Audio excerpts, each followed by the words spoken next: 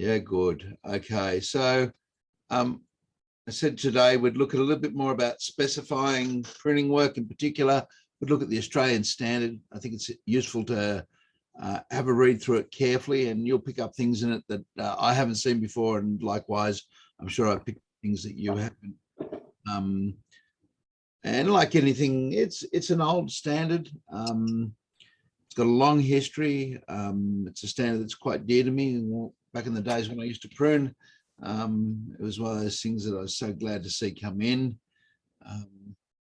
Some of you younger fellas like Owen might not recall, but we used to do a thing called balance pruning was one of the things that would get specified, or prune tree by 1/3, and there was an illustration with 1/3 of the height of the tree cut off. So big changes have occurred in the last 20 or so years as a result of the Australian standard for tree pruning. So again, the standards are things that I support, but like everything, I support constant improvement. And I know the Australian standard for protection of trees on development site has been put up for improvement.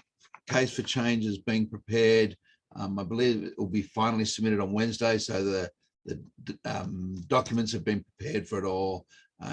We've got some industry support, and it's one that's going to be changing. And likewise, the pruning standard is changing. There's going to be a section either added to the standard or a second standard done that looks at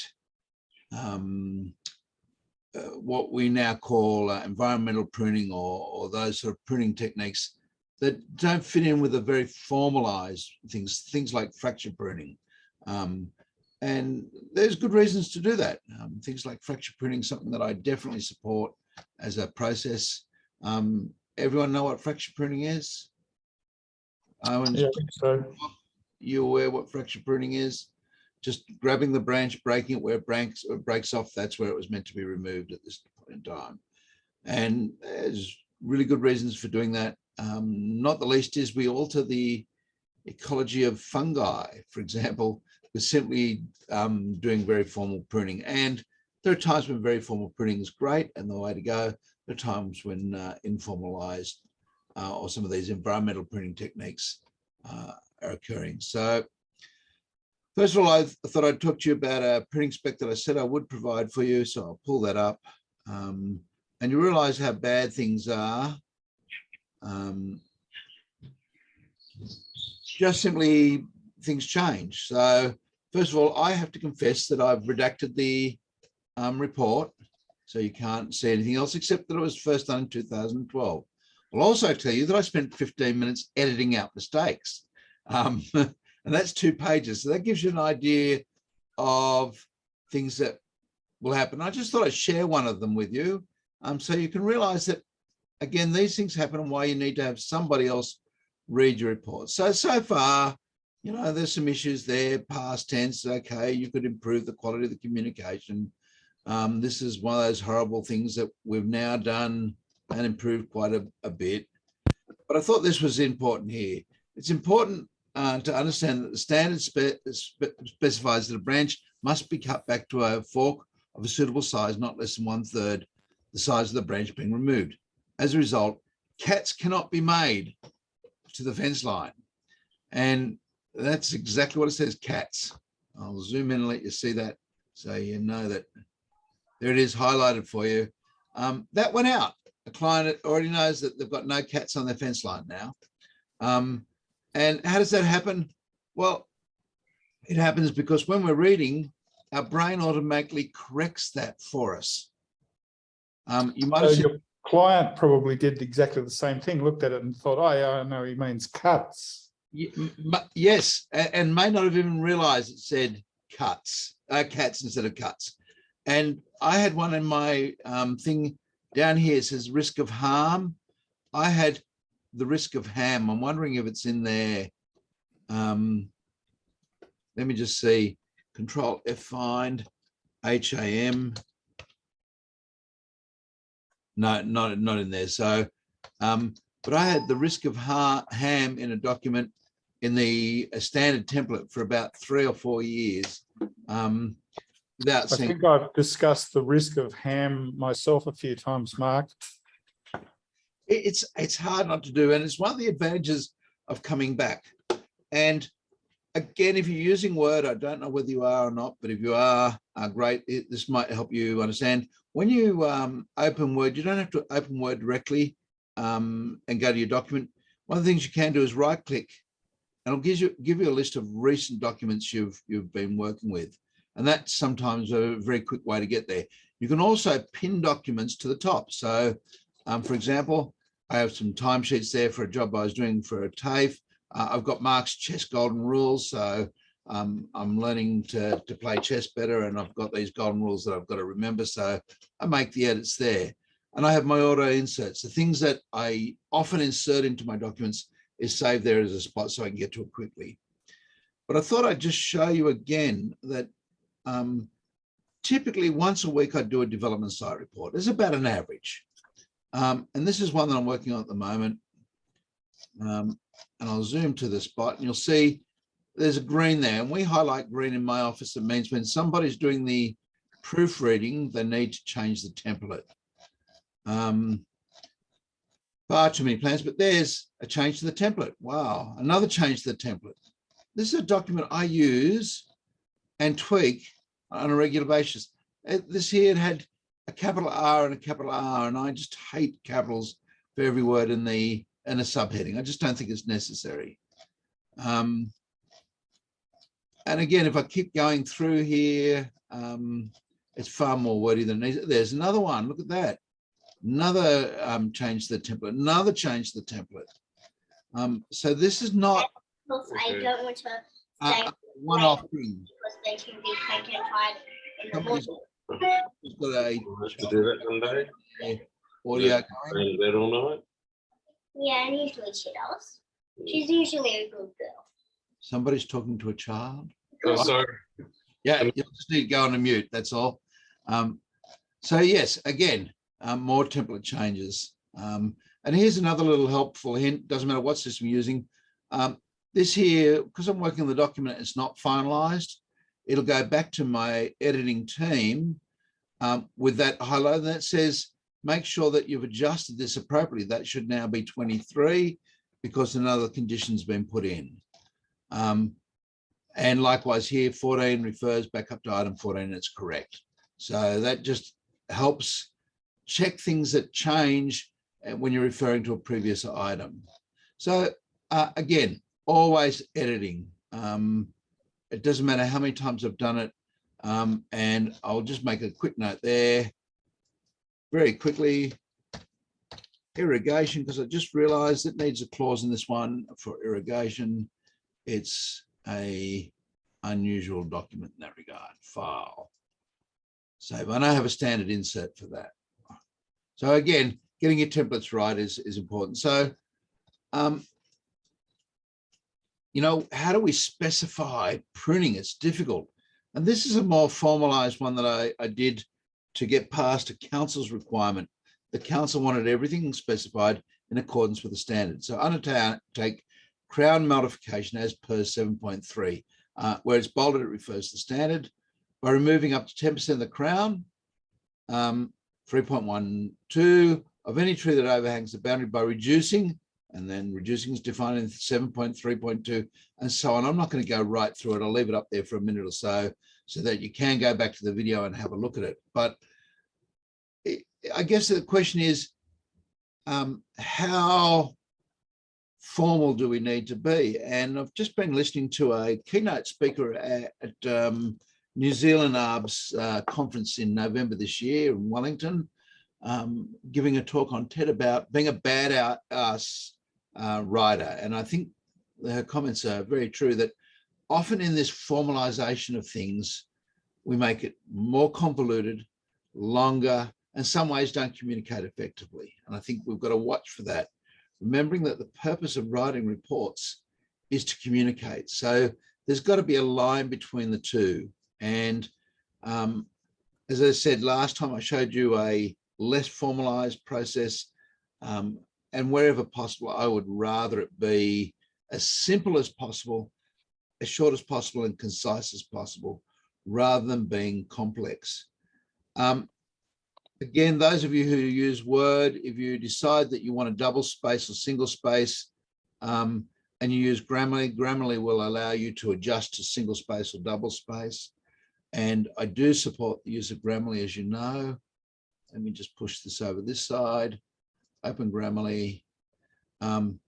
You'll see that Grammarly, again, as I open it up, and it should allow me to go through it, will again try and help soften things down. Should you feel that, if you feel just 3 words versus 5 words, say the same thing and say it less formally. So is there a time when you need to be formal? I think so. I think there are some situations where formality is expected, but in most cases, I think the comment is true that we should write more in line with the way we speak normally than in formalized technical writing. We write technical reports because that's what is expected of us, not necessarily because it's the best process of communication. And as I've said previously, and we'll look at it in detail in one of our wars, if you're writing to a court outside of the Land Environment Court, at least in New South Wales, I'd always encourage you to write formally, but write first person as though you're writing to the judge, the reader. You're communicating with a reader. You want to tell them a story. You don't want to make it complex. And I think we have a habit of doing that as arborists. So yes, I went through here with Grammarly, and even though I've gone through with Grammarly, this is a quote from the council's thing, so never change or edit a quote. That's not appropriate. And here, if I went like this now and just put a 1 space and using Grammarly, it does allow you to go back and it will come up all of a sudden. It'll say, yes, here it is. What do you want to do here? 1 space or 2. I just want everything to go update all to 1 space or update to 2 spaces. So that's a really neat little trick that you can do with Grammarly if you want. And Peter, you haven't been able to get it to work with the software that you're using at this stage, or can you, Grammarly? No, it doesn't work with the program that I use, but it does work on my emails and some of the other stuff like that. So I do use it, and I've got a feel for what it likes to do. And for me, I think that the assistance that I do have in the program that I use works well enough for me. Yeah, look, and again, you'd have to think about the target audience. I was, you saw I was doing some work for one of the TAFEs in Melbourne and writing some teaching material, and I thought, who am I writing to? I'm writing to a diploma student. What level of language do I need to be using? How do I communicate? Is that clear enough? If I was writing the same document for a level 2 ARB student, I'd have to assume that some of those might not read so well. Some of them might not have the same grasp of English, and I would need to simplify my sentences more. And I would go to something like AutoCrit or something like that. There are, again, software that allows you to simplify or look at how to simplify your documents. You know, words that I put into my English vocab that are standard words for me to use might be entirely inappropriate. And jargon is something that we use as arborists all the time. It's very hard not to use it. And, you know, part of that jargon, for example, is scientific tree names. And Peter, what's the best tree name for any tree? Tree number 1 or tree number 5? Everyone understands that.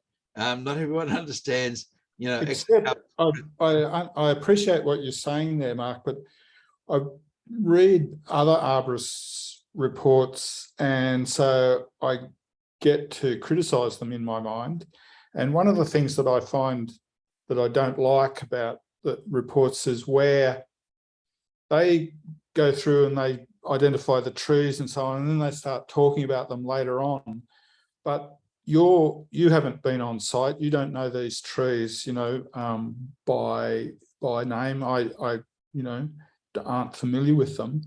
And I find that the use of the numbers is difficult, because then you've got to, if you want to understand which one tree 12 is, you've actually got to go back and search through the report and find some reference to it, maybe on a plan or something.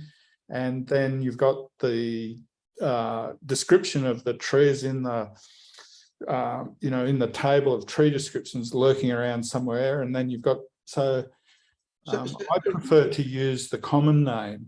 Yeah, look, exactly. There are things you can do to improve that. Exactly. And it might be when you're talking about a particular tree, you might, and again, let me put it up so you can see. I'll give you an example.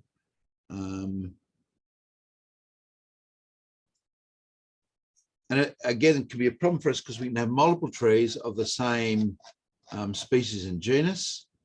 That's not uncommon. We can have same species, different genus, just to get complex. Too many plants in the site. But you can see here, I've used common names, the tallow woods. And if there are multiples, then I will describe them as tree number 5 tallow wood, or whatever. Exactly. Yeah, perfectly fine to do. And again, I specifically, I've decided to use the common names because of the target audience. And again, reading other reports where they stick to the scientific names, unless I'm actually familiar with them, then it's that thing of I've got to go and look it up each time. And where I'm writing to a target audience that's not familiar with the scientific names, I know that they're not, then it's just makes life a lot easier for everybody, I think, to talk about the tree number and its common name. And I've got in the report what the scientific name is if they want to know it. But absolutely, so that's exactly better. And there are times when, for example, I want to talk about the gap between two trees here, from tree 1, and so I've had to actually use their numbers. There's no point, trying to describe those. I could say the northern, the middle, the southern. Once you get more than 3, it gets really complex. But by all means, a common name is perfectly acceptable. And one of the things that can be useful in using the common name, and sometimes, and I'll pull up a second one. No, I won't, not quickly. That a common name and the tree number. So if there was one cypress here, I might have said the cypress tree, and I would put tree number 2 in brackets afterwards, so that they can go and see exactly where it is on the plan if they want to, or if they've got the plan printed off, they can see that beside them. So, but I won't go through and put Eucalyptus microcories every single time I write about that tree. I think that's just too hard for a reader to read. And I think that gets to that almost jargonistic point.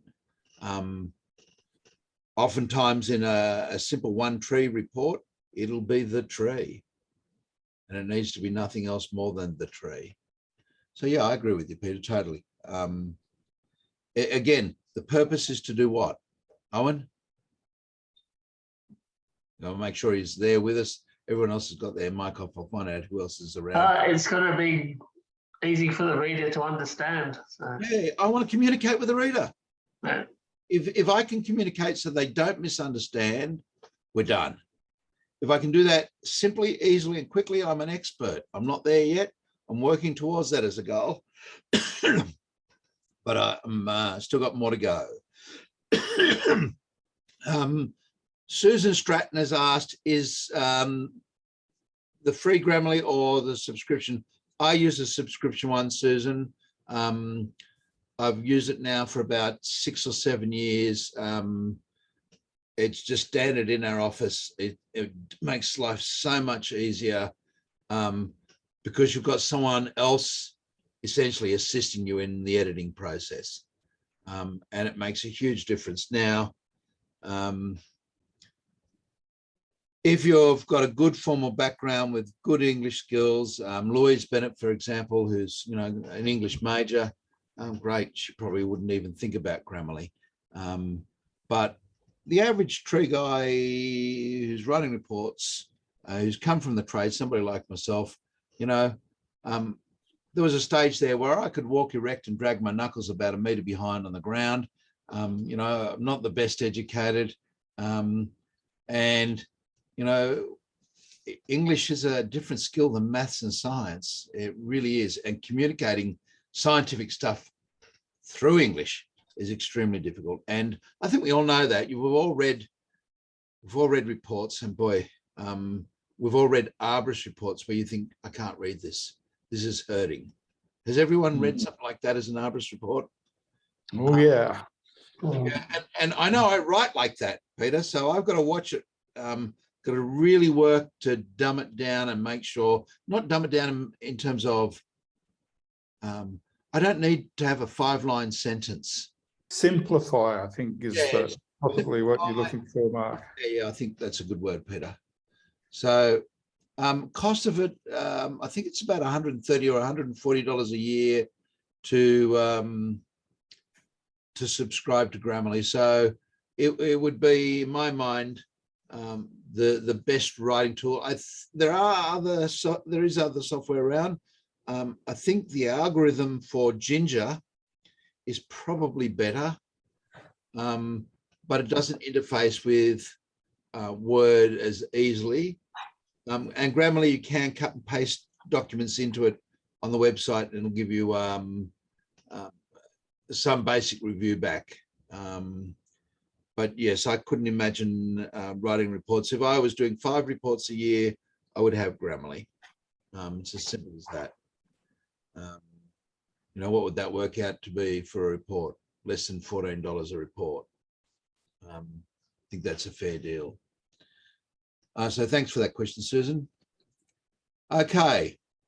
So next thing I said we'd do is have a look at the Australian standards. So I've got a copy of it, AS 4373. Committee is EV018. Boy, am I familiar with that now. And first of all, I want you to look at the people that are represented in that committee for this standard. It's changed. You know, it depends on the makeup, and there'll be people, but the Australian College of Council of National Trusts, that's good. National Trust, by the way, was set up originally to protect heritage trees, and they got stuck on buildings. And I don't think they know what a heritage tree is in general. If you're listening from National Trust, get your act together. The Australian Institute of Building Surveyors, very important when it comes to pruning trees. The Australian Institute of Horticulture, well, I can see why they're involved.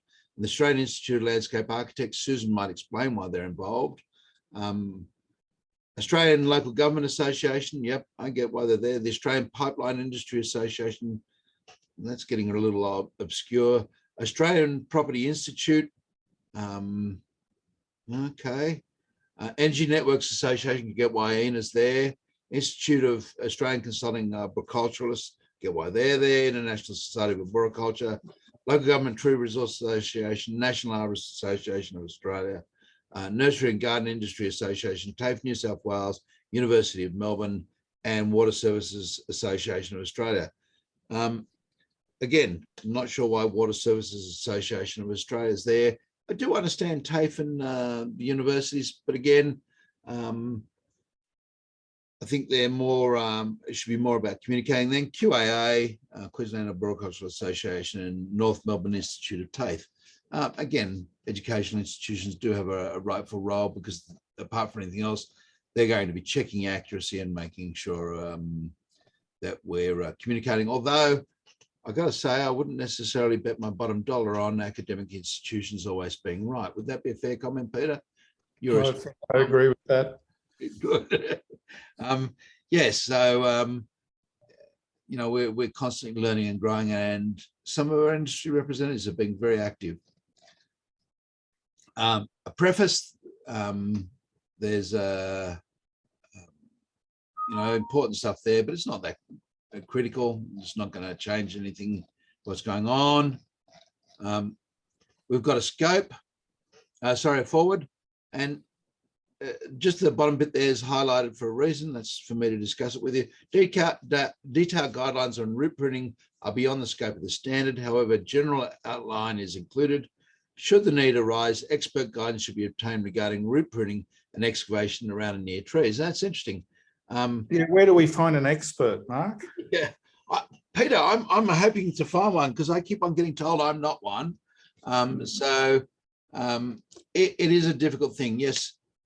Here's some hints on pruning roots that are worthwhile discussing in the standard. I think they should be there. The roots need to be severed. That's probably good.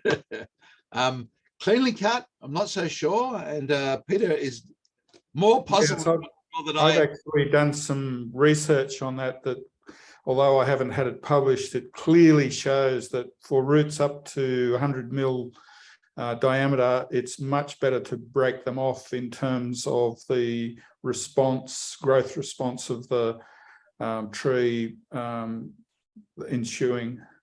And that does seem to make some sense, certainly from the cut end. It may, I'm not sure what it'll do further back, and of course that would take a lot more. It seems to me that the cracks that form where you break a root stimulate the root to grow new roots, whereas if you cut cleanly, then you don't have that stimulus, and you've only got just the very end, where the roots are stimulated from.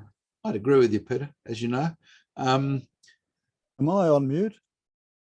No, you're not on mute. Who asked that, Rob? Yeah, just about breaking a root. It's all very well to say break it off, but how do you actually physically do that? With an earth moving equipment. Oh yeah, that's fair enough. Yeah. So if you're on a construction site, or if you're doing a transplant, it's really nice not to have to sit there, dig around, cut, break it off. And then, the question is, then do you need to trim back? And the suggestion is probably not. If a branch broke in a tree, the only reason we prune it back is because we have to deal with gravity. But underground, there's no such thing as gravity that we have to worry about. So, the principles that apply to above ground pruning and below ground pruning aren't quite the same. Likewise, we don't need to cut to a fork. You simply cut to wherever you need to cut. Obviously, clean equipment is important. Some diseases can be spread by pruning, but then I would say the same principle is true for above ground. I really would like arborists to get to the stage where they start just periodically sterilizing their equipment. And that's just done with alcohol and water. 70% methylated spirits, that's alcohol. We just methylate it to stop you from drinking it. So methylated spirits and water will do the job. So, but yeah, it's interesting that's there in the forward, which I think is lovely.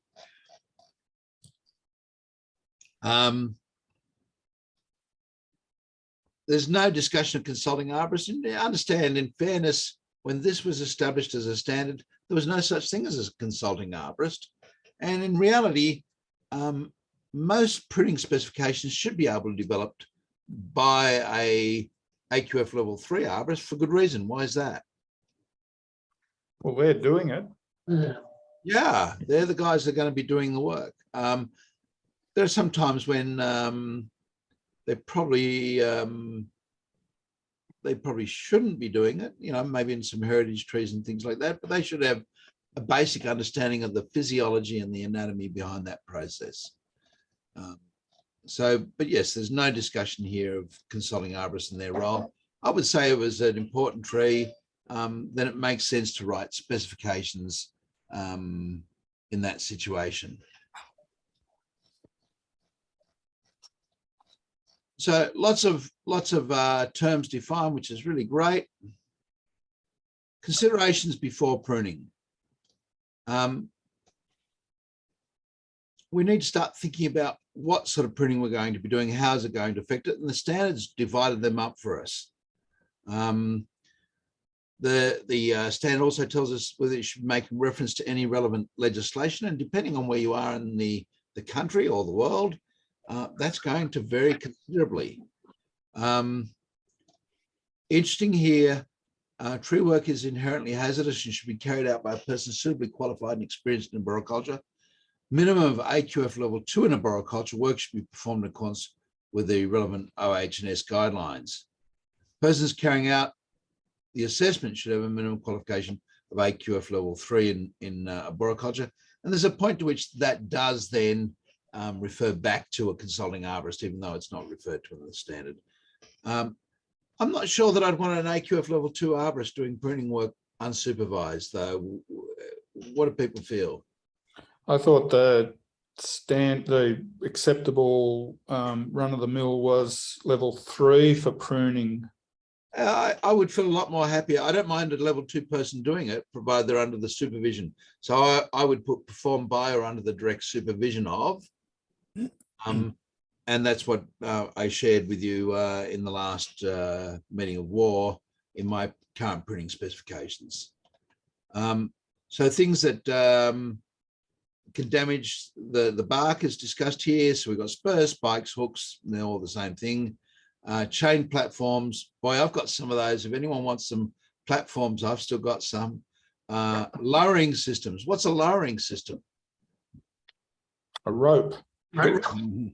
Yeah, it's interesting. It's there. And if any of you have ever lowered or even just climbed, climb something with a thin bark like a Ace and a Gundo, maybe Rob's weight, you might get away with it. Michele, your weight, I'm sorry, my weight. I'm going to braid through the fork if I go up and down a couple of times. So I'm going to do damage to the bark. Again, where there is risk of spread of disease from one tree to another, pruning tools shall be disinfected between trees. It doesn't tell you how that's to be done. There are a number of ways. Those of you who are comfortable with it, bleach does a reasonably good job. Polyphenols, which is household disinfectants, do a reasonably good job. Alcohol, in my mind, just beats the lot. And the reason you add 30% water in is to stop it going woof. That's it. Just makes it less combustible. You want to ask a question, Owen? Yeah, I was just going to say there's, I don't know if it's still up there, but I did find some good stuff on cleaning tools and disinfecting on Linda Chalker Scott's website. She had a good list of myths, like she's basically myth busting certain stuff, but there was some quite good information up there. And is she discontented with alcohol as a? No, basically alcohol was the best one, she sort of said.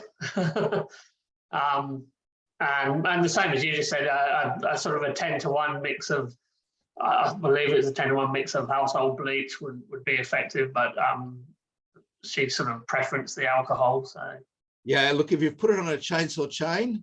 Is bleach corrosive? Sorry?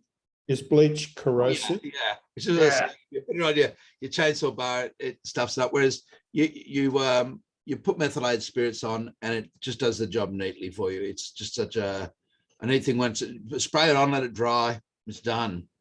And typically the conditions that I would see us doing that more in is hedging and foliage disease, and particularly with Ceridium canker and hedging of cypress.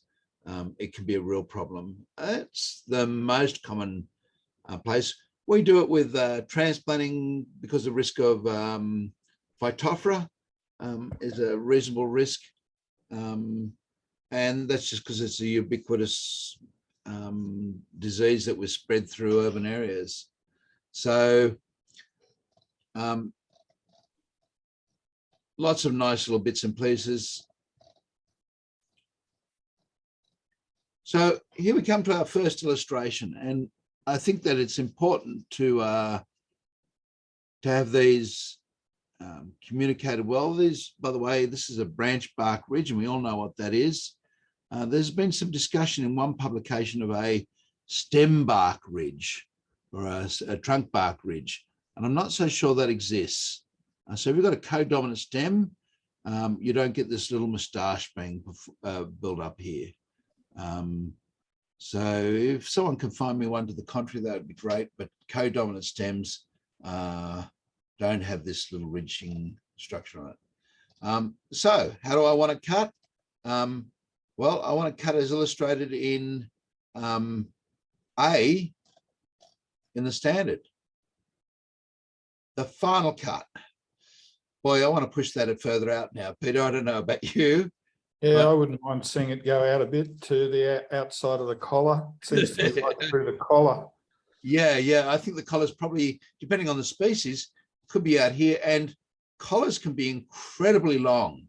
Has everyone seen a branch collar that's more than 1 meter long? A white beech branch collar is absolutely extraordinary. Yeah, look, I'm pretty sure I can pull up very quickly. No,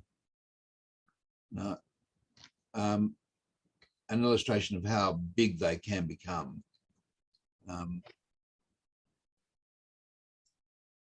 If my search engine works well for me. It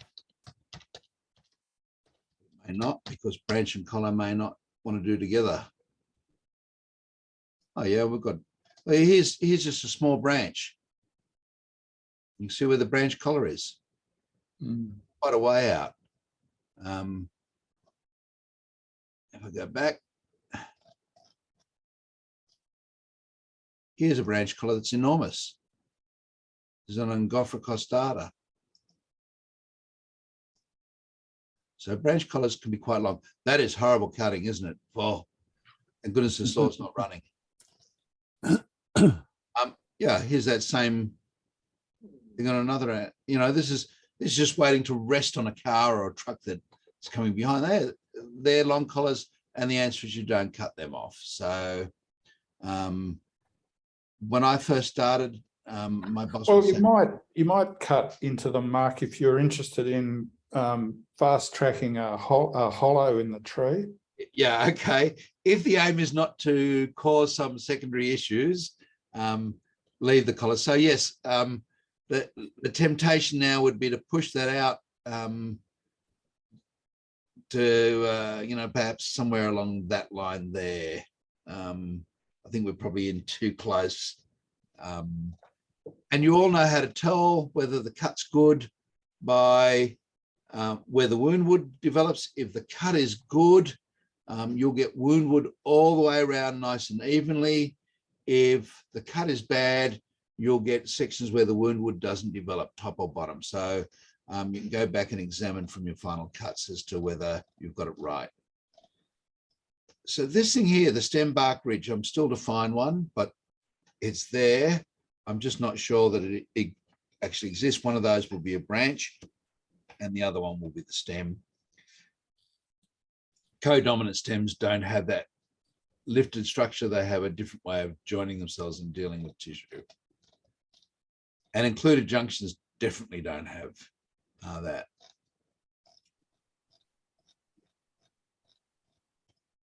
So our pruning What club. about fracture pruning, Mark? I love fracture pruning, but it's not in the standard. Fracture pruning, grab the dead branch. And I think it's only, well, it's not only suitable for dead branches, but I like it on dead branches. You know, and one of the great things I like about it for dead branches is it'll help inform your view of risk. The number of people that say to me, oh, but it's got a dead branch. And you say, okay, let's just try breaking that off with a throw line. And you throw your throw line over, or if you're like me, you have to shoot it over nowadays because I'm getting old. And you put your throw line on and you say, each strand of that, so it's good for 100 kilos. We can get 200 kilos of pull. Let's tie a big branch onto it, dead stub, and let's give it a big haul. And the number of times that it doesn't break off is embarrassing. Fracture pruning works because you can get up, you can get about a third of the way in from the end and give it a good yank. And even then, people that do it will tell you that there are times when they say, oh, well, I need to go out a little bit more and break. There's certainly times when you can break it off perfectly, but it lets you realize that dead branches are a lot more secure than we often give them credit for. And they can, on some things like quercus, they can take decades for a branch to, a 100 mil branch to become unstable. So we have two basic types of pruning work. We have crown maintenance and crown modification. Crown maintenance is what Shigo used to refer to as giving the tree a shower, getting it clean. I'm not sure, again, that those terms are probably as acceptable today as they were when he used to give his lectures, but we're still there. So deadwooding, and you already know my view on that. Deadwooding is a nice cliched term. It's jargon. What are we saying when we're saying deadwooding? Pruning out dead branches. Yeah, removing dead branches, dead branch removal. Deadwooding implies that we're going to go down the middle of the trunk and sit there with a big auger and hollow it all out and take out all the dead wood. You know, so what does it mean? We're really saying removing dead branches, and we've used that term deadwooding to the point that we don't even see that it's jargon, but it is. There it is, sitting bang smack in the standard. Crown thinning. Now, crown thinning is a second type of crown maintenance, and I think it's probably closer to crown modification than it is crown maintenance. And there are some trees that will tolerate thinning and respond well, that don't have issues with it. In most cases, I think it's a almost redundant process. One of the advantages of crown thinning is to encourage internal growth and growth below. And that's something that if you're doing reduction pruning can be very useful. If you go to Stanford University in California, they've got some Pittosporum undulatum that they've been keeping at a fixed height by simply doing exactly that, thinning them out, letting light come in, letting new shoots develop. As new shoots develop, they thin back down to those new shoots, and you can keep the tree compact. If you get to go to New Zealand, you can track down an arborist called Gary Claxton. His reduction pruning on a jacaranda that would otherwise obstruct his view of Auckland Harbour is brilliant. The tree's been reduced probably 25 times, and you could barely notice it, except that it's not normal jacaranda form. It's been kept compact. Selective pruning, that's simply, you know, cutting out the odd thing. You know, might be I don't know, a branch that's just growing towards the power lines or something like that. And formative pruning. Now, formative pruning is really great, really important. And I was down at Hyde Park, and I'm not sure who was handling the contract. I know it was one of my students. And instead of removing the lower wall of branches, they reduced the lower wall of branches, what we call pruning to redundancy, or making the branch become less functional, but still doing a job. The less you take out in formative pruning in many ways, the better. So if you've got a codominant stem, you don't have to remove the entire thing. You can remove part of it at this stage, part of it the next one. These changes to the canopy are best done in 2 or 3 things. And again, whilst it's down there as crown maintenance, it is actually crown modification. I don't know how it got in there. Isn't that fascinating? It's just the way we were thinking at the time. So true crown modification, crown reduction pruning. Reduction pruning, for some reason, has picked up some bad publicity. And that's because it's closely related to lopping, I guess, but it's not. No more than pollarding is the same as lopping. So reduction pruning is really valuable. The question is, what can't you reduction prune? Anyone? A palm tree? Oh, I love it. Yeah, some monocots will not tolerate reduction pruning, particularly monomeristematic plants, because when you remove the apical, Conifers, Don, you got to be careful you've got to be careful.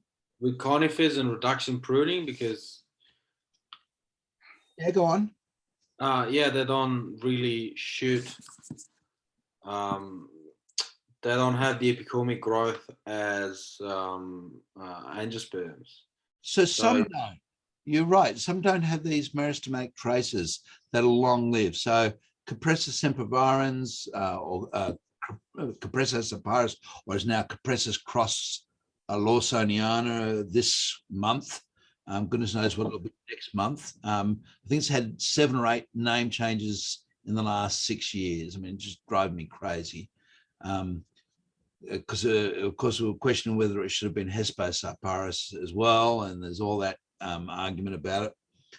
But yeah, they don't have long-lasting meristematic traces. So if you cut them back, then the inside there is going to be hollow, and they have to have new branches grow up. But one of the advantages that conifers have in reduction pruning is they develop strength from below the branch, and that's really important. So they develop this stuff called compression wood, and so they really don't need the top at all for strength. Having said that, angiosperms do much the same, which is really fascinating.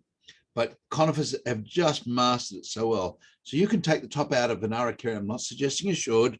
Pick your whorl, take the top out, and I've been and seen one that has just one whorl of branches, and that's it.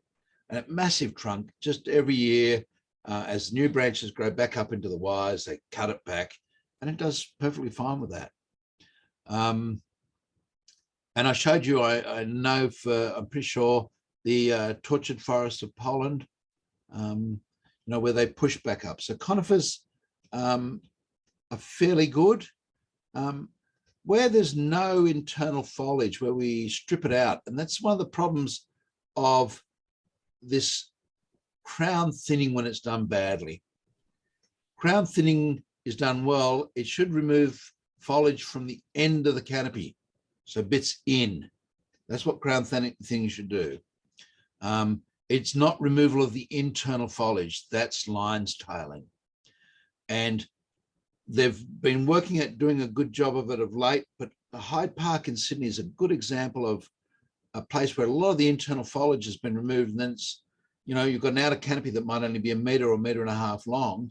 There's not a lot of spots to reduce it to. So ideally you want some internal canopy to do it, or you have to make that internal canopy. And the way to make that, as I said, is to thin it out. And by thinning, I mean taking stuff that goes all the way to the outside edges. If you're working on a tree and you want to thin it, you need to walk past branches. If you're not walking past branches as you're going out, you're not thinning, okay? It's just the only way you can do it is to get to the outside.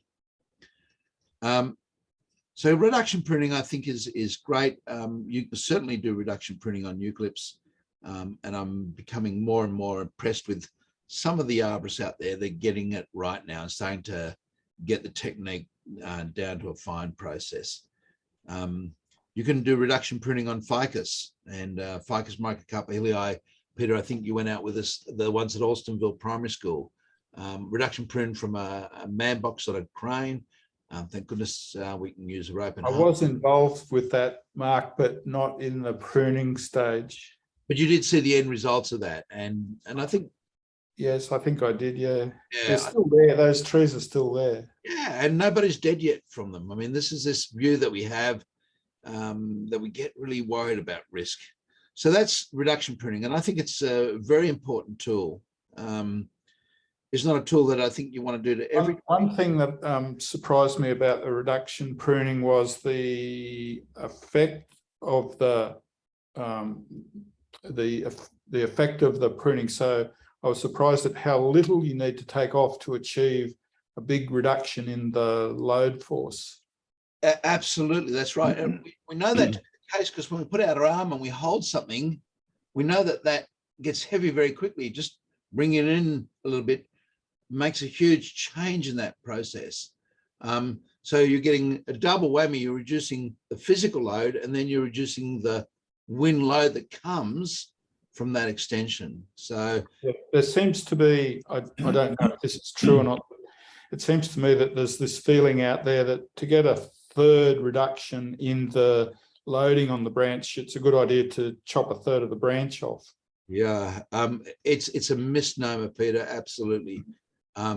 So to get a reduction in the load by 1/3, you might only need to take 10% out. So, you know, significantly less.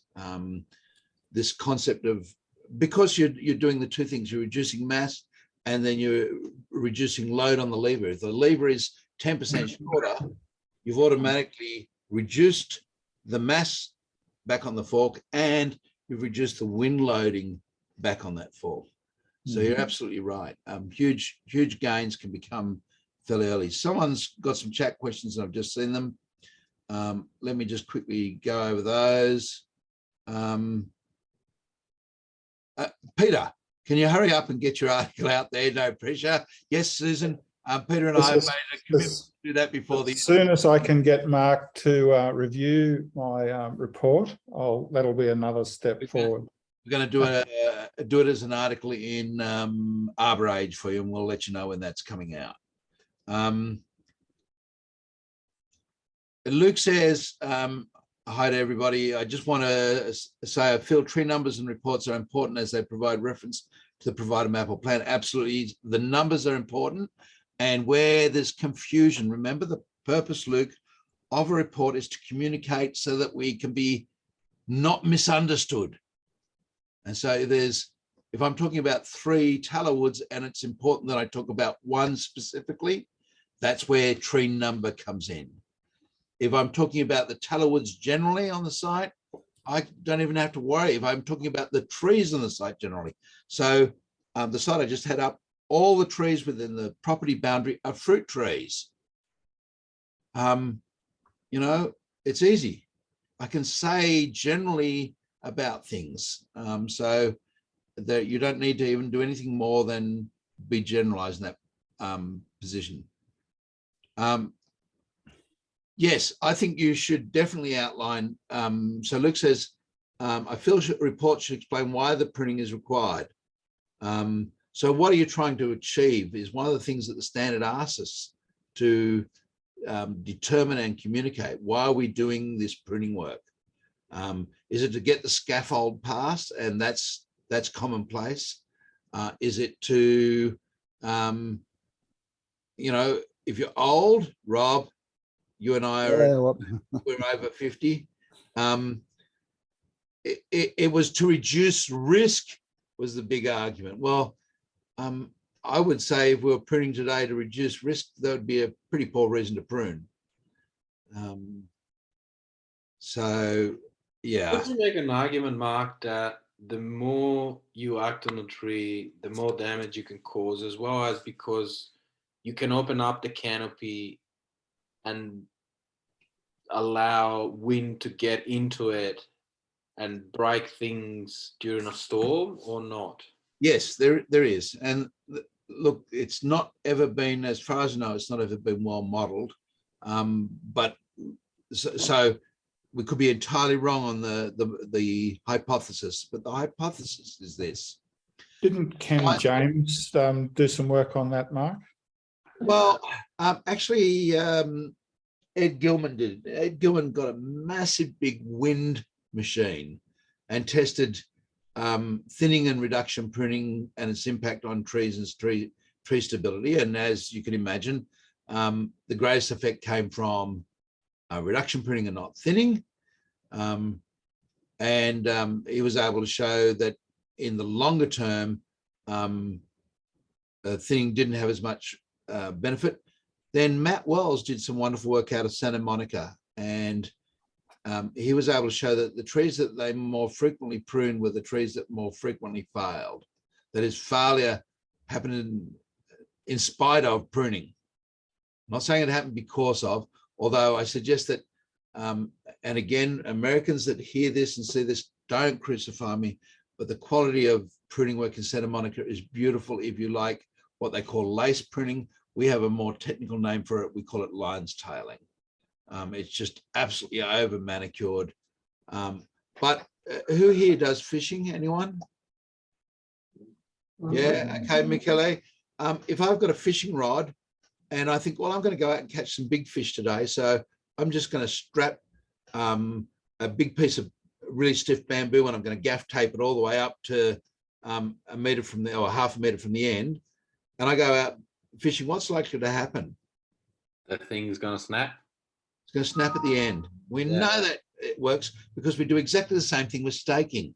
And if you haven't ever seen it and you want to see it, send Peter an email and I'll send you, I won't send you, I'll show the group pictures of staking of trees in Santa Monica, in Wynn, Las Vegas, in the tips group. And I'll show you where they put a stake up and then the next stake up and the next stake up. And they keep on strapping the stakes as they go up the tree, and then when they no longer strap them, the tops break off. So hence the hypothesis, Michele, that the average size of your pruning cut is what's likely to fail until the tree fixes things up after we've been messing with it. So the best thing you can do is keep your cuts small. Another good reason to make small reduction cuts rather than big cuts. Another good reason to make small thinning cuts, that is move out rather than cut one branch at the trunk. So, and the reason that is when you're doing smaller cuts, the lower stuff becomes stiffer because you're taking stuff away. You know that if you go get a big, a good sapling, saplings are more flexible, and you go start to bend it, you've probably done it at some stage or other. Owen, I can see, is going to say yes in a second, where you hear that go crack and you think, oh, almost done it. And so you say to a mate, come and give me a hand. And you get 2 or 3 more people in, you actually bring it down a long way by applying the load more evenly along it. So when we alter the loading to a tree, we have an impact. And absolutely, Ken James has done work on what happens when we convert things more to a mass damping and a static and dynamic load, how they compare. We're certainly better off trying to prune and take a minimum out, but there are going to be times when we certainly need to. Pollarding, sorry, crown lifting. Crown lifting, the reason why you crown lift. You might want to get some clearance for pedestrians or mowers or something. Yeah, clearance for machinery, vehicles, those sort of things. That's a really good reason to do some canopy raising. Sunlight. Number of people that say to me, thin the tree, I want light. You get all the light you need during summer. When don't you get all the light you need? In winter.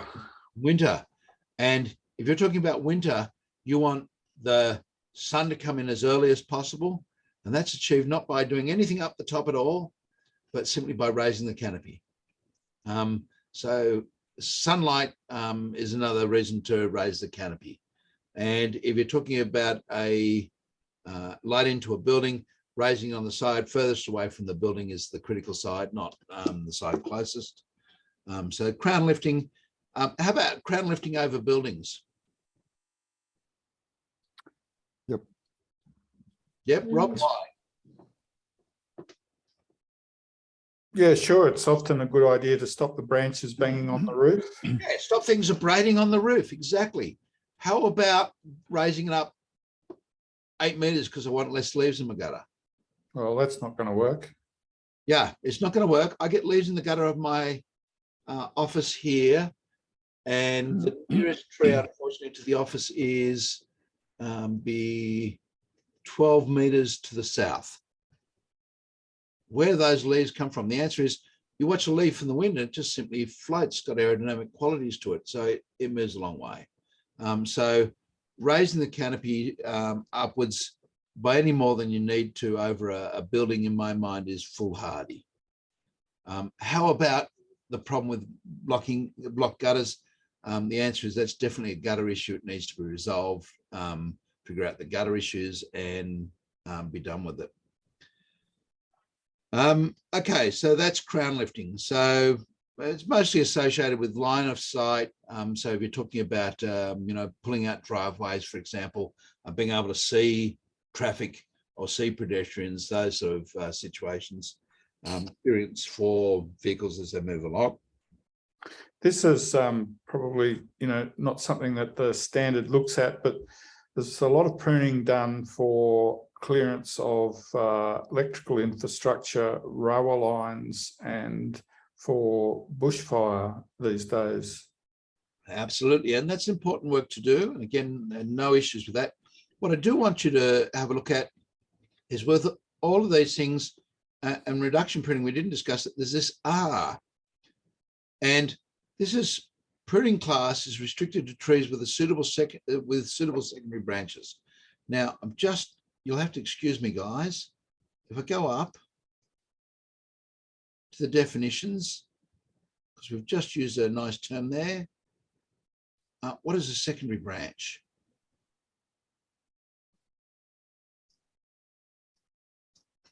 Sorry. I don't know what a secondary branch is. What's a secondary branch? Interesting. This is how jargonistic we become. I think what it's saying is Second order. with a branch that you can't cut to that has 1/3 the diameter of the cut you're making. That's the definition of a reduction cut. The diameter of the cut should be no bigger than 3 times the residual side branch that you're leaving. Yeah, so Mark, I thought it was more dealing with, say, first, second order or third or fourth order branches. No, because every tree has second and third order branches, just how far out they are. Yeah. Yeah, so it's again, it's how we use words so that we are not misunderstood. This is just one that is not, doesn't have the clarity that it should have. I mean, it may mean that. I'm just not sure that it means that. That's all.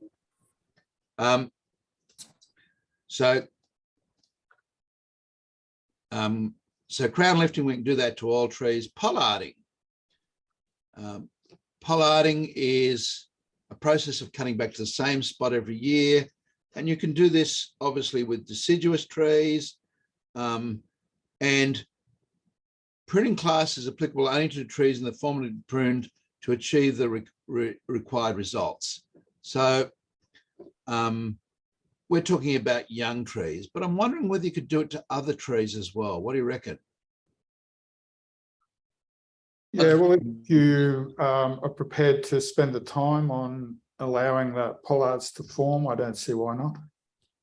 So could you do a pollard on a eucalypt? That's what I want to know. There's a lot of eucalyptus species that can handle pollarding. I agree with you, Michele. And it's again, it's this mindset that we've got in Australia. It's about timing, and it's about dose. So yeah, now I'm not saying go out and create a eucalyptus pollard of every tree, please. Not what I'm suggesting, but I'm suggesting that there are times when things that we don't think of as pollards, evergreens, are quite acceptable to pollard. They really are easy if it's a deciduous tree. It's a little bit harder if it's an evergreen, a fair bit harder if it's an evergreen. Yeah, you actually see that with the Fostermans when they're pruning them under power lines. Yeah. Who was that? The coats. Yeah. Is that? I've done it with lily pillies in gardens quite successfully. Yeah, I'll do it. Yeah. I mean, I think it's just a question of understanding the physiology and the anatomy of the plant. Why do we pollard the way we do? The answer is if we keep on cutting the new shoots off and don't go back into the old tissue, we control decay to the inside. And a good pollard is just an amazing looking thing. Great architecturally, great in terms of statements. Again, I'm not suggesting we pollard every tree at all, but there's a place and a time for it. And certainly in terms of some of our older trees, retaining old pollards does have its spot. A couple of years ago, I was over in the UK and Mike Ellison took us out to see some 200- and 300-year-old pollards. And a number of those have been let to go. And even then, there were still good trees. So then remedial or restorative pruning is the stuff that you do after a failure or after a storm, predominantly after storms. And really it's carried out on damaged, declining or diseased trees. So this is our retrenchment pruning or our natural retrenchment pruning or repairing of a tree that's been damaged. Now, it's always one that has caused me concerns because if I can do restorative pruning to a tree, then I can do restorative pruning to that tree at any stage of reality. If I can make it survive, then I can make it survive. And the line clearance, and it's there. It's the evil that needs to happen. And I say it's the evil that needs to happen, not in a negative sense, but, you know, we definitely do need to ensure that we minimize things like bushfires that are caused by trees or outages, service outages that are caused by trees. And so the requirements there are the requirements that are created by the statutory authorities, the facilities owners, and And the way that that work is done varies markedly. Anyone here from South Australia? No? You go to South Australia and you'll see trees growing through, canopies growing through the low voltage everywhere. There are no concerns about it growing through the low voltage. They do have concerns about it growing through the high voltage. That's very different than you'll see in Sydney, isn't it? Or Queensland. So I'm not sure why there's a strong difference, but there is. Susan's asked the question, is restorative pruning sometimes done too early after tropical cyclones? I've seen some terrible work. Yes, I think it can be done too early, Susan, but I think it's also often poorly done regardless. Why? Because we don't usually mess with trees. So I was going to use the F word. One of the things that is really worthwhile having, if you can, is trees that you can mess around with. So Peter may recall this. I've got one over my property. Susan, you might recall it too. I've got a grafted Corymbia citriodora that's prostrate or weeping in its form beside the driveway. And I've pruned that and messed around with where it's growing and how it's growing by cutting back in all different ways, and just about to do the same thing again. We need trees that we can mess with to really understand them and understand what we can do. And we really can't do that with our householders' trees. So that makes it difficult. The people that really do a good job of it, Susan, bonsai. And I know Susan's a great bonsai fan. Bonsai teaches you, you can do a lot more with trees than you'd ever realize. For example, can you bonsai a eucalyptus? Yeah. Yes. They do an amazing job with it. So apparently reduction pruning and root pruning are things you can do with eucalypts. So again, that experience, and you know, to her credit, I think that was one of the things that really helped Susan grasp arboriculture so well as a student, was her experience in bonsai. You realize that the rules that we keep on telling you are rules may not necessarily be rules. They may be myths. So then we go on and define some of those things. We'd say habitat value should be, I think this is crown thinning, essentially, as say it's deadwood removal, but you know, lots of bits have been removed, and that's a pretty nice response. Most trees, what are they going to do? Grow it back again. Yeah, they want to grow this back again. We're going to get too much light in and stimulate new I think growth. mango trees are a good example of that. People like to cut their mango trees back and they immediately try and grow their shape back again. So the reason they do that, Peter, is the light stimulates growth. Now, if they're an open woodland tree, light is not so critical. So there are some species that will be less problematic. The further west you get, in our end of the world, grey box, you can thin out by probably 10% and get nil response. It'll just say, hey, you want to know whether you've thinned too much? Do you get epicomic shoots develop? That's a good indicator. If you're doing it to a rainforest species or a full canopy species, that is where there's really heavy canopy below, or they grow in a heavy canopied environment, those full forest situations. So forest situations have canopy touching canopy of trees. Those trees really respond well to having stimulation from light. And so they don't do as well when it comes to thinning as those trees. For example, if you're talking about a savanna type of species, they'll tolerate a lot more thinning. And the reason why is they're used to getting light. It's there all the time and they're not full already. The percentage of crown, so we're talking about crown thinning, the percentage of crown to be removed shall be specified. The maximum diameter and the location of any branches to remove should be specified. And boy, it's hard specifying location. Let's go back up to this image. We would have to say it's the first, second, third, fourth, fifth, the sixth order first, the sixth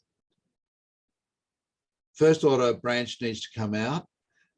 But on the fifth first order branch, the third order branch comes out, it would be horrible to try and specify that with words. So a photograph does well, but photographs, is anyone using photographs to show pruning? Yes, has I anyone do. received- Yes.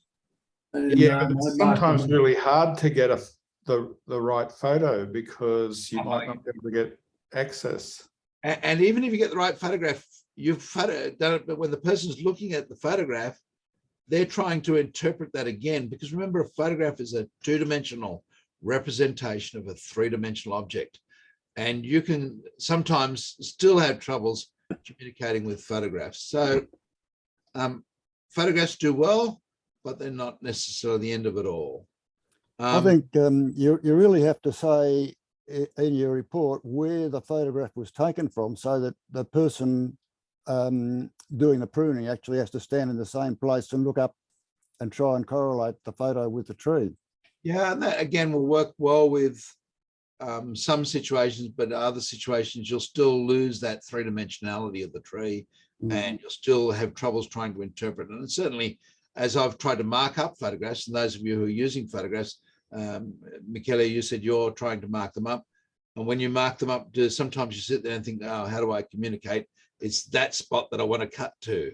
Yeah, because you're taking the photo of the spot and then you zoom in and then you lose the whole picture of the tree. So who comes along after you doesn't know what he's looking at, because the branches all look the same almost. Yeah, it can be difficult. So specifying it and the location, my comment is that can be burdensome. In most cases, if we know why we're trying to do it, do I need to specify it?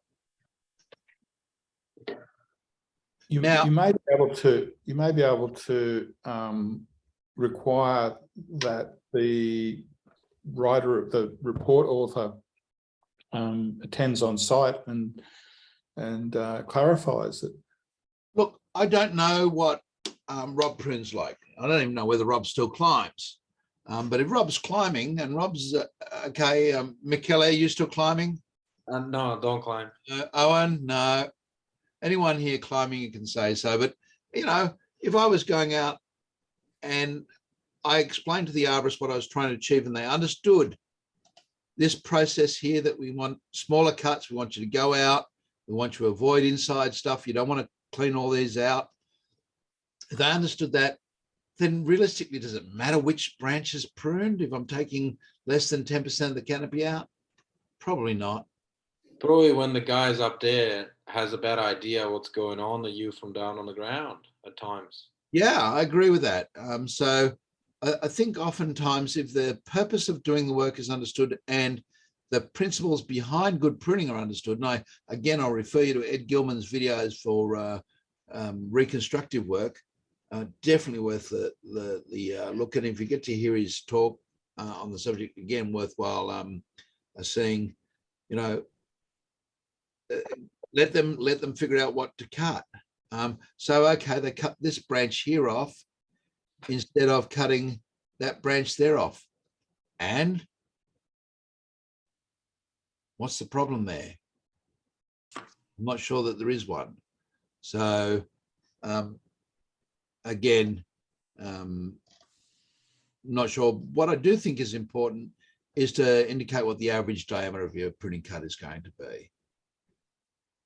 So whilst we're given the maximum, it's good to also give an average size. So I want most of the cuts to be less than 25 mils, or I want most of the cuts to be less than 10 mils in diameter. Very big end difference. Because you said average cut 10 mil, does that mean you can't make a 20 mil cut? No. No.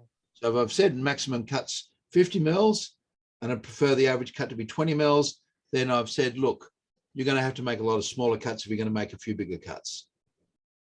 And again, it gets back to trying to keep the cuts small, and that concept of the size of your average cut is likely to determine the size of a failure during a storm. Crown modification, we've already discussed that in fair detail. Again, pruning to redundancy is a way to go. You don't need to do it all now, gently and slowly, particularly when you're talking about these young trees. The pruning to do a reduction of a codominant stem by 1/3 is next to nothing And yes, you're going to have to go back a second time, but in most cases, it's worthwhile in my mind doing things more slowly. Reduction cut, that's great. And that's really a good example. Why at a greater angle? Anyone know? The vascular tissue has to realign, and it'll actually realign from this side around here. It won't go up and then around. So it comes up at an angle, an oblique angle. And ideally, that would generally be a slightly curved cut. So I always give Sean talent heaps here. I say, Sean's the ideal guy because he can always sharpen a saw so that it cuts in a curve. I'm only joking, but it's something that we've always talked about. And, you know, this is really heavy reduction pruning. If you're talking about reduction pruning like this has reduced the load on the tree by more than 50%. It's just way too heavy in most situations because it's taken more than half the canopy out. Again, you want to do small amounts. And if you'd like to see some comparisons of reduction pruning and over the top reduction pruning, I do have some photographs of two figs done in a park in Sydney where the reduction pruning on one was grossly overspecified. It was on that belief that we had to take it in 1/3 to reduce the load by 1/3. The second tree, the arborist that was supervising, the consulting arborist said, you guys know what to do to it. And they just went through and cut, you know, branches of between 1 meter and 3 meters off the fig without anything being obvious, and just did a brilliant job. So again, that's that situation. Arborists that know what they're doing know what to do. Unfortunately, arborists that don't know what they're doing believe they know what they're doing and do the wrong thing. So it's that balancing act. So crown lifting, we want to specify either what branches or to what height. And one of the things that I definitely taught when I was teaching was specifying the height of the clearance can sometimes be more important, and indicating that wherever possible, achieving that by taking a number of smaller branches off is better. And frequently, just taking a few smaller branches will achieve the same result. You don't always need to take big branches out. So first order branches, sometimes second, third, and fourth order branches will achieve exactly the same clearance. The reason why you want to leave those other portions of the branches on is it ensures that you've got a tree that has as much photosynthetic material as possible. The balance between pruning and the tree is this balance of photosynthesis. We don't want to result in a loss of excess carbohydrate production. The tree's got to produce all that it needs to survive. Then we want it to store and grow. We certainly don't want to be stressing it.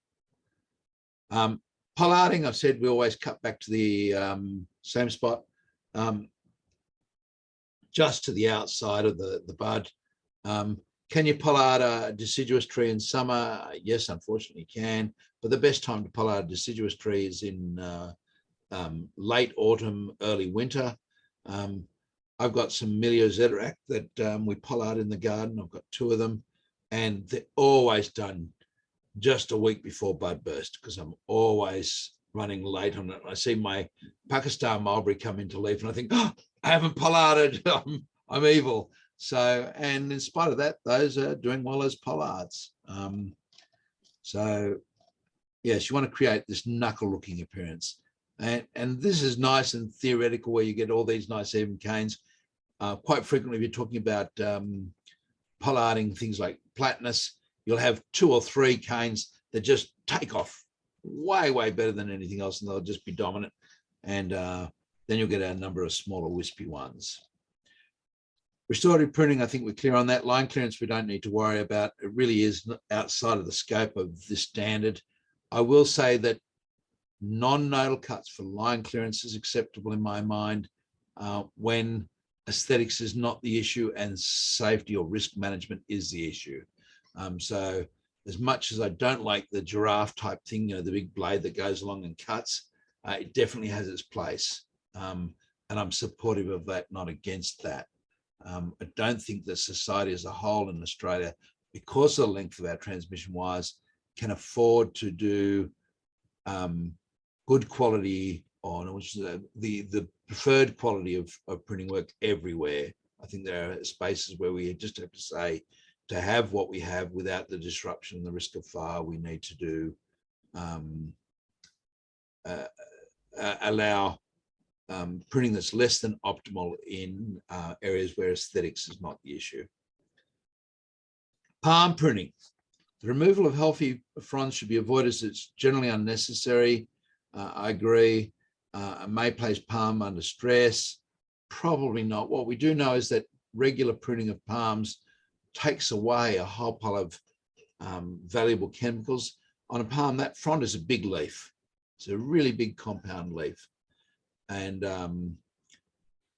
regular pruning starts to drop phosphate, starts to drop potassium levels, can reduce the tree's growth rate. How would you deal with that? And why does it reduce it? Two good questions. Why does pruning off the fronds repeatedly, green fronds, have an adverse impact on the palm's solute levels? Any idea? Well, they're made up of all those important chemicals. So if you take them away, the tree's got to turn around and make new ones all the time. So Is it the water intake, uptake? That Close to it. We have in plant cells these little critters called gerontoplasts. They're a specialized plastid, and they go through and they're cleaning out all the chemicals that the plant can use and transporting it back through. And we know this happens, for example, during autumn in a deciduous tree. What happens? The color changes. It pulls apart the photosynthetic system and takes as much as it can that's able to be made soluble and brings it back into the plant as a whole. So when we prune off green leaves all the time, we do have an adverse impact. And that adverse impact may be reduced leaf size, reduced elongation, and they're not always bad. For example, if you're doing a bonsai, they're delightfully ideal end results. But how can you deal with it? One of the things that you can do to deal with it is you can simply provide supplementary fertilization. So if you're going to be pruning green fronds off regularly, that's something to think about. Now, if you're in Sydney and you're in a coastal area, Peter, you already got it way up your end of the world everywhere. There's a thing called the lesser coconut weevil, and it likes a whole pile of PDL bases. It's probably the cause of the death of the Jabea chileanensis at the Royal Botanic Gardens, Sydney. It loves PDL bases on green PDL bases. So if you're doing work in an area where lesser coconut weevil is present, do not cut green fronds unless you're going to come up with a management plan for lesser coconut weevil. It will end up destroying the palm. It starts in the PDL base, goes right through into the stem, and you end up with the entire top dropping out. And when the entire top drops out of a Phoenix canariensis and lands on uni, rethinking your pruning practices. And that's based on a true story out of Queensland. Now, it's interesting, climbing devices that wound the stem, such as spiked when it comes to palms, should not be used. I don't know why we got should there. I would likely say shall not be used. There's nothing worse than spiking up a palm. Some palms tolerate it really well. Cocos nacifera up your end of the world, Peter. Viagris generally. Phoenix palms don't tend to mind it. If you're talking about royal palms, Roystonia hates it, causes real problems for Roystonia. So that's one thing to keep in mind. But otherwise, they look like junkies. They do. They've got track marks all the way up them. And unlike dicotyledonous trees or gymnosperms, there's no occluding of that wound. They stay there all their life. And so just one time going up and down, in my mind, creates this horrible visual appeal that we need to deal with. And yes, a note down here, be aware, Fusarium oxysporum is present on Phoenix. does also affect stressed Washingtonias, so be careful of that. But there are a whole pile of other diseases that are spread in palms. Pineapple wilt is another one, just a whole pile. So minimizing your harm on palms is pretty smart. Unacceptable practices, lopping and topping. Well, it's unacceptable unless you're doing restorative pruning. In that case, it may be an acceptable thing. And if it's acceptable to do that for lopping and topping, maybe there's times when you could do it. Let me give you an example where I would say lopping would be acceptable. My mother planted a tree in the front yard of a property in Castle Hill with me in 1967. They're now talking about cutting that tree down because it's got some decay in it. I say, well, hang on a second here. If we lopped it, it's a prunus. It's a wonderful flowering plum, fruiting plum, exquisite. Be almost 500 mils through in trunk diameter now. You know, could we do a pollard or a reduction prune on that now? My answer is I think so. Far better than removing it. So I think there are times when non-nodal cuts are good. And it's interesting, those of you who've heard Keir Martin speak about the use of non-nodal cuts for managing of oaks at Melbourne Botanic Gardens might not feel so hostile towards it as a process, where previous pruning stripped things right back out.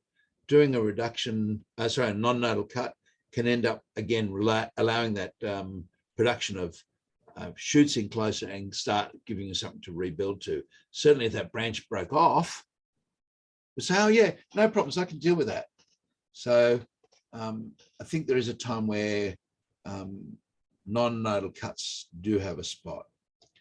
Oh, wound painting, yep. I just talked about my mother's prunus.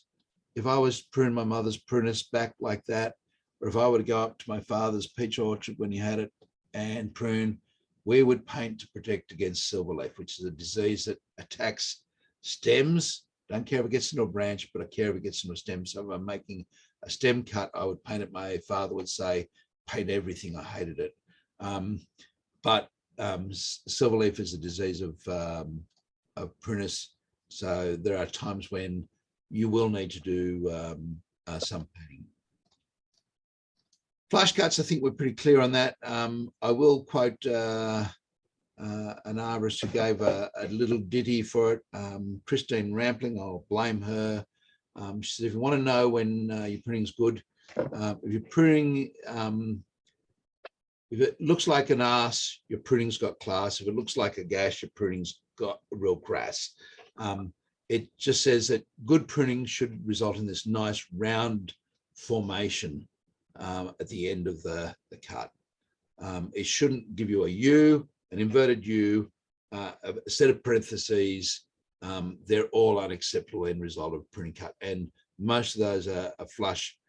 This is difficult because oftentimes when we're pruning as arborists, what we see as a branch is in fact a codominant stem, particularly on eucalypts. Eucalypts are prone for it. Ficus is another one. And if you look at ficus or eucalypts, sometimes you'll see that the cut dies back further in than you would think it would do, particularly on ficus. And that's one of the reasons why.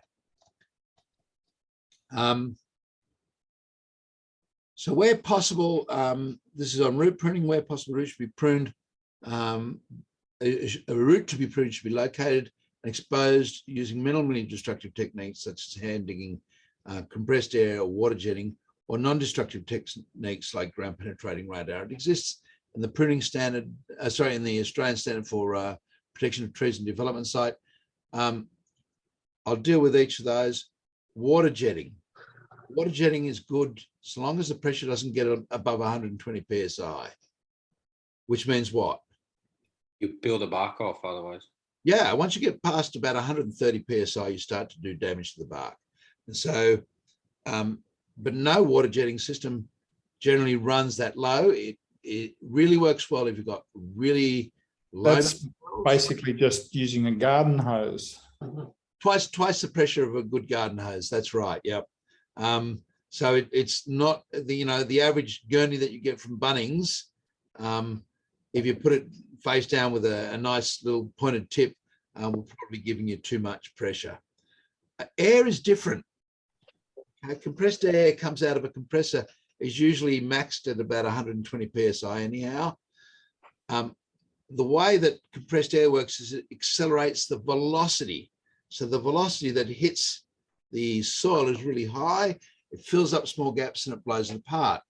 Again, works really well on sandy and loamy soils. It's crap on most clays. Cragnosome clays like you've got in the northern rivers there on occasions, Peter, works well. Take it down to the puggy clays of Lismore Flats and spend all day and you'll get 25 mils of excavation. So I think it's funny that we get that process. And if you're going to go to all this trouble to find it, my answer is dig, break it.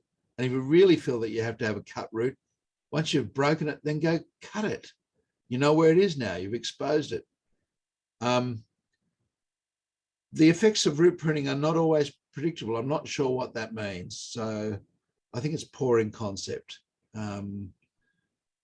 We know what happens when you cut roots as much as we know what happens when you cut branches. Why? You see the effects. Yeah, more than that. We do it all the time. Yeah. Root pruning roots. A root below ground level, what we're talking about is a root is simply an underground branch. It's got bark on it. It's no different than a branch above ground. Well, it is because it doesn't support load the way a branch does. But it supports all the load that it needs to support. Exactly. So it's probably easier and less problematic cutting a root than it is cutting a branch. Aren't roots better able to compartmentalize? They are better. And the reason they're better able to compartmentalize apart from anything else is they have all full of parenchyma. Yeah, parenchyma is living, and living stuff can fight disease far better than dead. Dead does it by setting booby traps, chemical barriers. Live does it by attacking it. We don't see the defense system of a tree as being active, but it is very active. Chemically, it's quite brilliant. And then it gets in partners. So for example, if you want to partner against Phytophthora, mycorrhizal fungi are great partners against Phytophthora, particularly the ectomycorrhizae, just low Phytophthora. Nobody likes a weak little bully. Okay, weak bullies are bullies that pick on people when no one else is watching. So Phytophthora fits into that category. So some room for notes and that's it. So that's the standard. So realistically, you should be outlining the purpose, and let me find that for you. Says it right up the front. Here, 7.1. Before the selection of a pruning class, the reason for pruning should be carefully considered. The arborist should take into account, and so on and so forth. So ideally, you would be communicating in your pruning work why you're doing it. So saying thinning tree by 1/3 is tolerable. There's concerns as a result of root pruning that the tree's biological systems may be stressed, and would rather allow the root crown ratio to develop more evenly. As a result, we want to take out 10% of the canopy. Don't know why you do it. We don't do it with transplanting nowadays. So in general, we probably shouldn't. And that's really horrible, because when I say, we probably shouldn't be doing half the pruning work we're doing, it's probably correct. Any questions on any of that? I see a question in the chat. Let me deal with that.